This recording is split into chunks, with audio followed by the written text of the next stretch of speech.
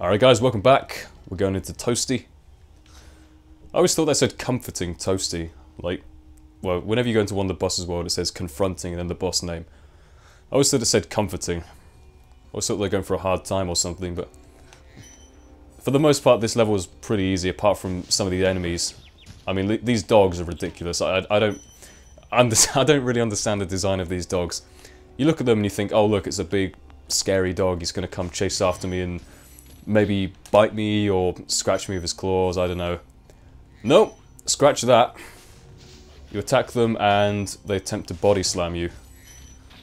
Which to me doesn't make sense, but I guess if that's the way they want to do it, then I'm happy for them. Good on them.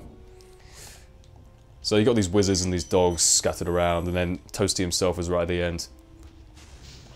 The general format of the bosses in this game is you have a small level to start with, you know, probably not too many gems and stuff, with some enemies around. And then the boss itself always seems relatively easy actually compared to the rest of the level, but look at that, I've already lost all my dragonflies. Or my one dragonfly. I think there's some stuff back at the start. Never mind. Right, I've really got to keep an eye out for some chickens or some frogs or whatever to get some health back. What is dogs doing here anyway? I guess they're Toasty's pets? Or guard dogs? I nearly died there. I was actually thinking the other day about pets in terms of, you know, when I get a house in the future to myself. I'm in a shared house at the moment. I was kind of thinking what I'd do in terms of pets after this. Because, like, back at home, we've got 2 cats, and we've always been kind of a cat family. We've always had some kind of cat on the go. And, yeah, we've got 2 cats at the moment. One's like 9 years old, and one's just a kitten at the moment. And I kind of thought I'd love to get a cat when I'm older as well.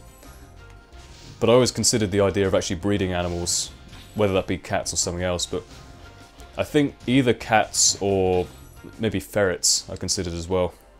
Always wanted a little ferret. Quite cute little animals. There's a bunch of treasure around the side here. But yeah, I mean, the whole breeding thing, it wouldn't be for the sake of a job or money or whatever. I think you can make some pretty decent money out of breeding animals if you really want to. Like, if you go for pedigree animals or whatever, but... Let's see what this dragon has to say. Nevin, what are your thoughts on the situation? Nasty Nork has put one of his most devious henchmen in charge of the artisan world. Bring him on! I think I smell a barbecue. Be careful, Spyro. This boss has many tricks up his sleeve. Devious henchman, huh? He's not devious, he's not hench, and he's not a man. You'll see in a minute. Anyways, what was I saying?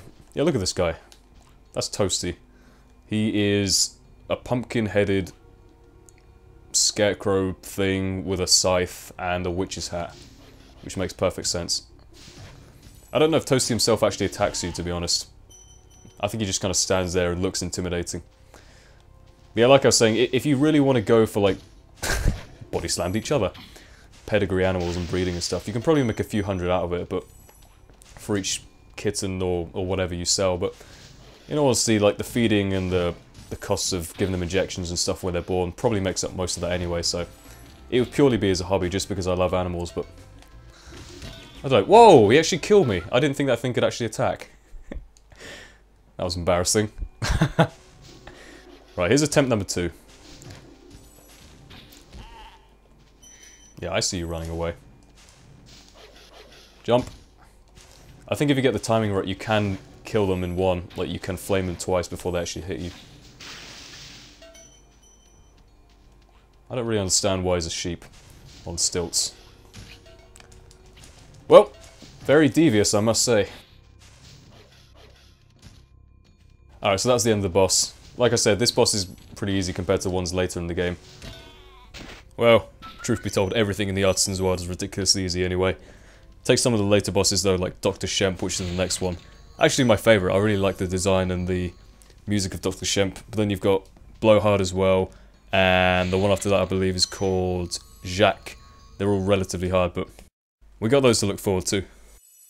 But there we go, that is Toasty completed. Got us the 1k treasure. That is all of the Artisans world, I believe. Let me just check, see if I got everything. Yep, sorted. Nope, do not want that. Suppose I'll just save it now.